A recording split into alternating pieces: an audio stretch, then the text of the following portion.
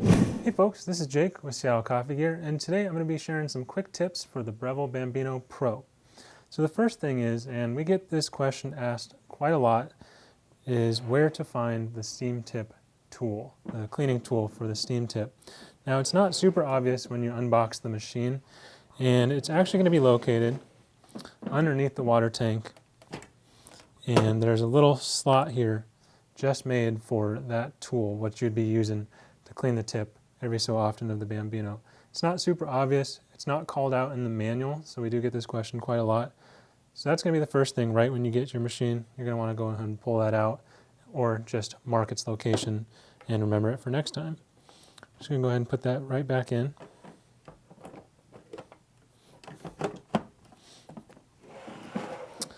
Now the next thing is, and with the Pro you do get your selection of pressurized and the double shot non-pressurized basket.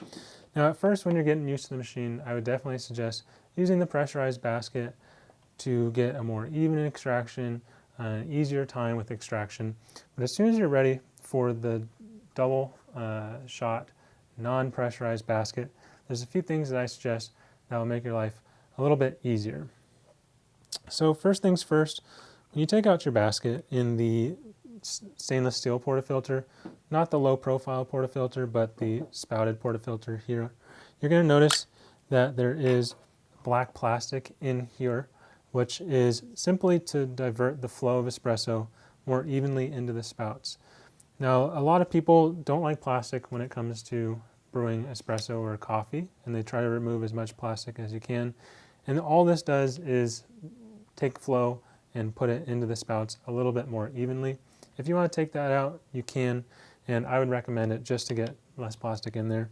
How you do it, you want to unscrew your spouts. Yours may be a little bit tighter, but you can get these unscrewed. They just screw on and off. And then I use a flat blade screwdriver. You can use anything you'd like that can poke up through the spouts.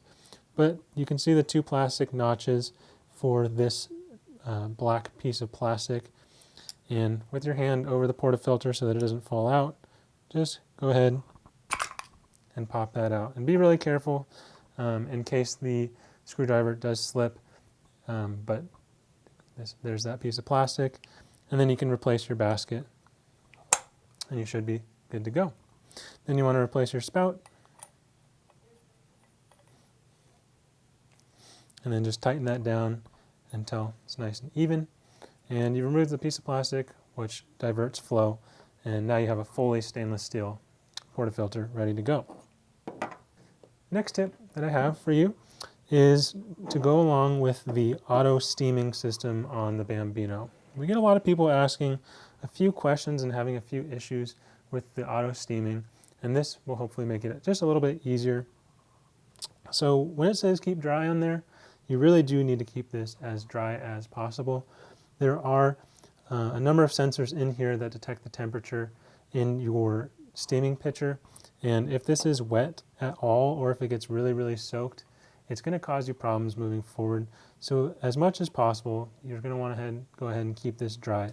Of course, there's a little overspray when the machine purges after you're done, but as much as you can keep it dry, definitely do. And one thing that we have happen a lot is when you have your milk pitcher and you put it under here and drop it for the auto steam, a small milk pitcher will easily rest in front of the center of the sensor. Now if you start it right here, the milk is not going to be able to detect temperature, and it's not going to stop until the automatic shutoff happens, and it's going to keep overflowing. Make sure that your steam pitcher is pushed as far back as possible so that the back of the steam pitcher is actually all the way towards the back of the machine. That way you have good solid contact with that sensor, and you shouldn't have any issues with steaming and automatic steaming stopping in the future. And the last tip that I have to share with you is going to be related to just generally dialing in a machine, especially with something with pressurized and non-pressurized baskets like the Breville. You can get a 54 millimeter single unpressurized basket for this, but if you're going to go for single shots, what we would always recommend is taking your portafilter, with your coffee prepared, making sure that's nice and locked in, and then just using 2 steam or shot pitchers to split up your shot with this spouted portafilter. You can also do this with the low profile portafilter. You can use the non-pressurized baskets in here, no problem if you prefer. But this way, you don't have to redial in your shot every time you change the basket. You have to change your coffee preparation just a little bit, grind size, dose, things like that. And to keep it simple, split up your shots, and at the end of the day, it's going to be a lot simpler, and you're probably going to be happier with the results.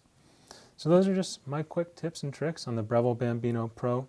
We really appreciate you watching these videos, and if you have any questions, of course, throw them in the comments, and we'll be sure to answer them as much as we can. Thank you so much for watching. Don't forget to like, comment, and subscribe, and we'll see you next time.